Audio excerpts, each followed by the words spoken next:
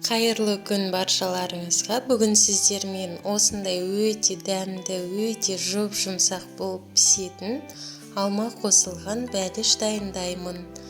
Яғни шарлотка. Видеоны соңына дейін қарап, лайк басып, тіркеліп кетуді ұмытпаңыз.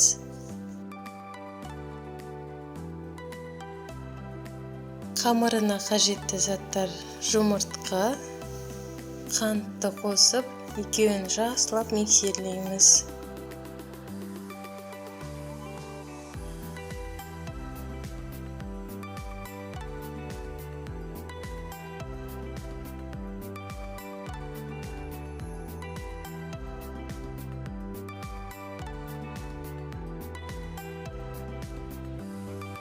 Айран мен сұйық майымызды қосып, барлығын жақсылап миксерлейміз.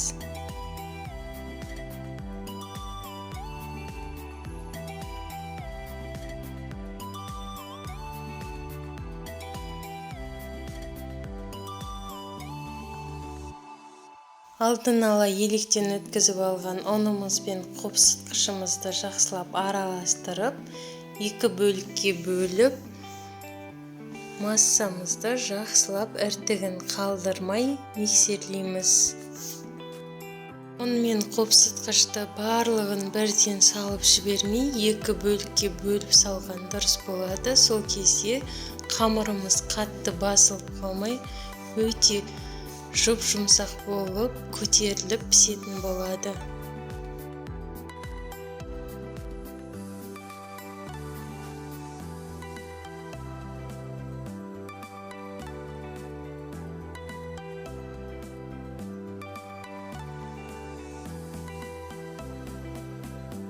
Дайын болған қамырымызды мен 24-тік формамен пісіріп алдым.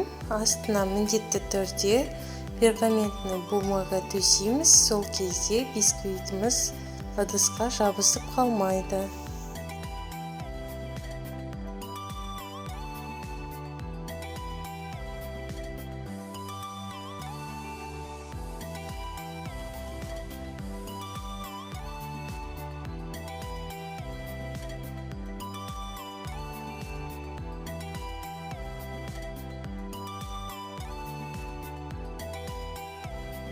Алдын ала екі алманы осылай кесіп алдым.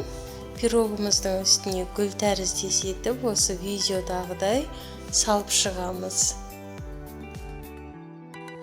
Алдын ала қызып тұрған пеште 160 градуста 30 минут пісіріп аламыз.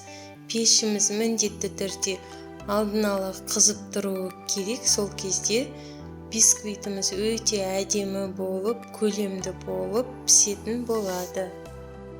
Алмадан жасалған пирогымыз осындай өте дәмді, өте әдемі болып піседі. Сіздермен бірге болған Гүлманат. Келесі кездескенше.